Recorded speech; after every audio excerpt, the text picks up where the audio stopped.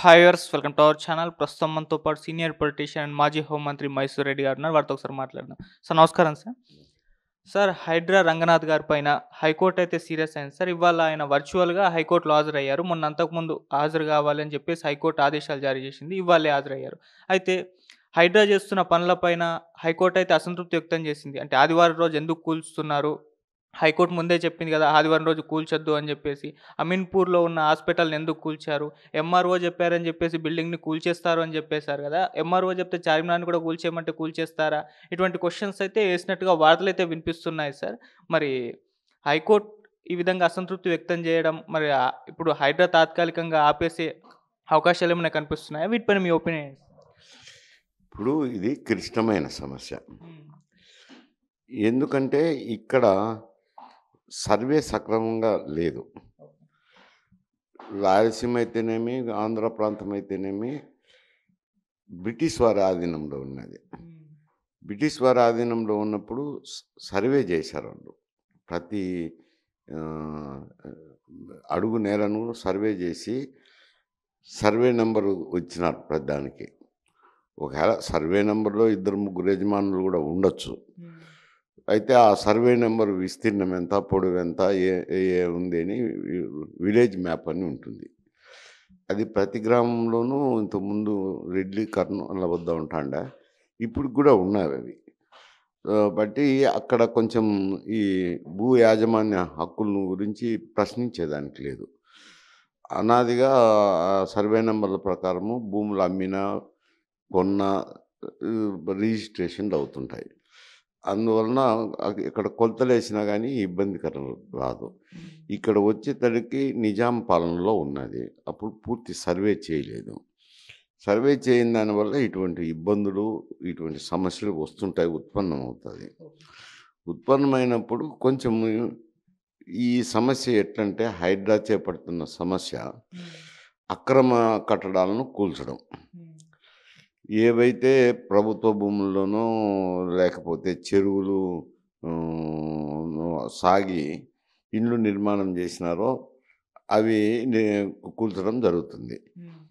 ఈ వర్షం వస్తే ఏమవుతుందంటే హైదరాబాద్ సిటీలో ఒక చెరువు మాదిరి తయారైపోతుంది. హ్మ్. నీటి పారుదల నాలాల్లోకి పోయి చెరువుల నుంచి కిందికి పారుతుంటాయి. ఈ ఆక్రమణలు చేసిన దానివల్ల నీటి పారుదల సాఫీగా జరగదు. అవును. జరగనప్పుడు సిటీలో కొంచెం నీరు చేరుతుంది. ఒక ఇబ్బందికర సమస్యే. హైకోర్టు అయినా, ఇంకొకరైనా, ప్రజలైనా గానీ ప్రభుత్వం గూడా దృష్టిలో పెట్టుకోవాల్సింది ఆహ్, ఈ ప్రజలకు జరిగే అసౌకర్యాన్ని ఒకటి దృష్టిలో పెట్టుకోవాల్సిందుంటది. హ్మ్. కాకపోతే ఇక్కడొక సమస్య వస్తాంది.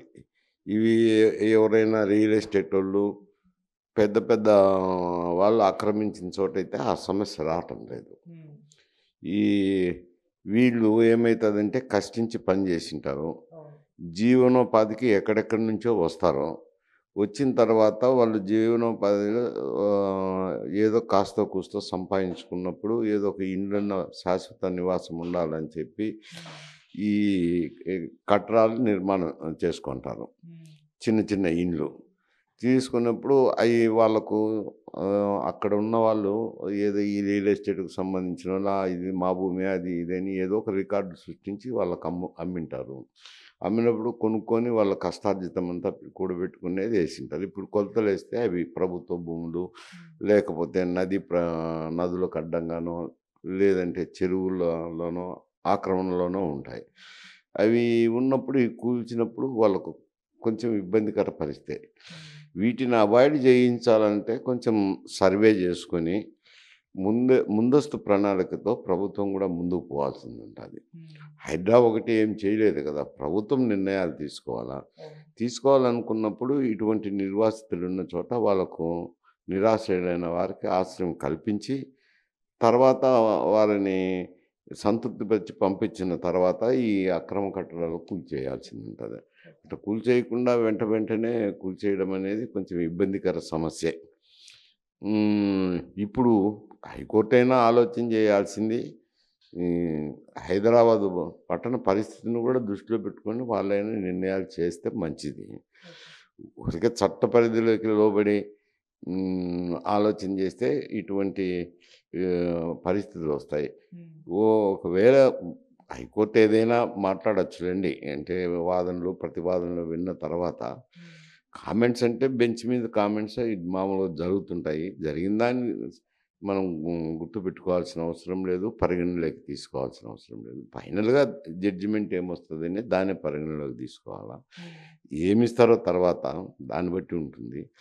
ఇవేమైతాయంటే ఇటువంటి ఆటంకాలు కలిగినప్పుడు అక్కడ కూడా హైడ్రాలైనా గాని బ్యూరోక్రాట్సే ఉంటారు. వాళ్ళు ఎందుకు మాకొచ్చినది ఈ తలనొప్పి ఎందుకులే అని కూడా వాళ్ళు కూడా స్లో అవ్వచ్చు. ఇవి పట్టణంలో ఉన్న అసౌకర్యాన్ని దృష్టిలో పెట్టుకోవాలా. ఇటు పేద ప్రజలు నిరాశ్రయులు కాకుండా చూసుకోవాలా. ఈ బాధ్యతను ప్రభుత్వం చూసుకోవాల్సింది ఉంటుంది. ఇంత లోపల ఏమవుతుందంటే రాజకీయ అవకాశవాదం అనేది ఒకటి ఉంటుంది. ఇప్పుడు బీఆర్ఎస్ 10 సంవత్సరాల వరకు రాజ్యం వెళ్ళినారు. రాజ్యం వెళ్ళినప్పుడు కూడా అంతకుముందు ముఖ్యమంత్రిగా ఉన్న కేసీఆర్ కూడా ఈ అక్రమ కట్టడాలన్నీ కూలుస్తామని కూడా ఒక స్టేట్మెంట్ నేను కూడా చూసినాను. ఈ దినం పత్రికల్లో కూడా చాలామంది రిజైండర్స్ ఇచ్చేటప్పుడు ఇచ్చినారు. అప్పుడు మీరిచ్చి ఇప్పుడు మళ్ళీ ద్వంద్వ రాజకీయాలు చేస్తున్నారా అని చెప్పి ఎదలండి, అది రాజకీయపరమైంది. బీఆర్ఎస్ కూడా కొంచెం ఇవన్నీ విఘ్నతతో దృష్టిలో పెట్టుకొని చేయాల్సినది. కాకపోతే రాజకీయ లబ్ధి కోసమో అవకాశవాదం అనుకోండి ఎక్కువగా విమర్శలు చేయడం మొదలుపెట్టారు. ప్రభుత్వం చేసే కార్యక్రమాన్ని ప్రతి ఒక్కటి విమర్శ చేస్తున్నారు. అది మంచి కార్యక్రమమైనా చెడ్డ కార్యక్రమమైనా. చెడు కార్యక్రమం అయితే చేస్తే కనుక అది ప్రతిపక్షంలో ఉన్న పార్టీకి మంచి పేరు వస్తుంది. మంచి కార్యక్రమంలో అతిగా విమర్శించినాం అనుకోండి అవి బూమ్రాంగ్ అవుతాయి. మరి అది దృష్టిలో పెట్టుకొని బీఆర్ఎస్ అయినా కానీ ఇతర ప్రతిపక్షాలైనా కానీ పట్టణ అభివృద్ధిని వీటన్నిటిని కూడా దృష్టిలో ఉంచుకోవాల్సింది ఉంటుంది. ఉంచుకొని మాట్లాడితే అది సహజంగానే బాగానే ఉంటుంది.